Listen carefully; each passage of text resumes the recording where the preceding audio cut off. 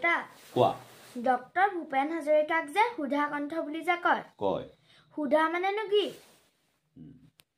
সুধা মানে হৈছে অমৃত গম পাইছেনে অমৃত কণ্ঠ অৰ্থাৎ ডক্টৰ ভূপেন হাজৰিকাৰ মাতটো ইমানেই সুন্দৰ